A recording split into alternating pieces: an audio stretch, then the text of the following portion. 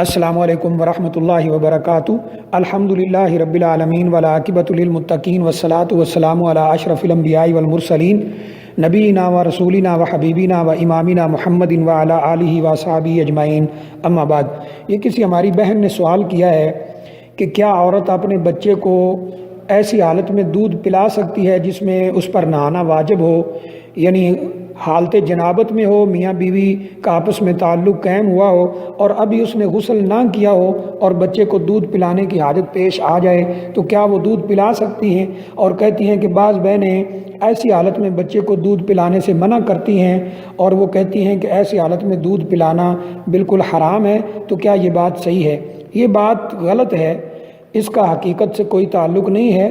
اگر کوئی عورت حالت جنابت میں ہے، اس نے غسل کرنا ہے اور اس کے بچے کو دودھ کی ضرورت پڑ جاتی ہے، بچہ دودھ کی طلب کرتا ہے تو اس کو دودھ پلا دینا چاہیے۔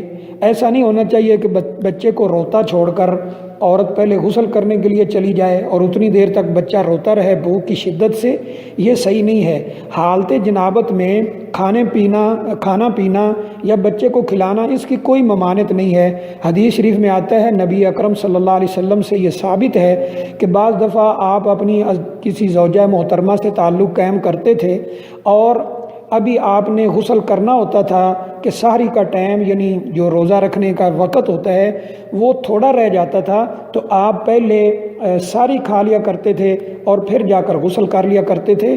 تو یہ روایت بالکل واضح طور پر دلیل ہے کہ اس حالت میں خود کھانا بھی صحیح ہے، کھانے پینے میں کوئی حرج نہیں ہے، اور اسی حالت میں اگر بچے کو دودھ بھی پلانا پڑے تو اس میں بھی کسی قسم کی کوئی حرج والی بات انشاءاللہ نہیں ہے۔ واللہ اعلم بالصواب۔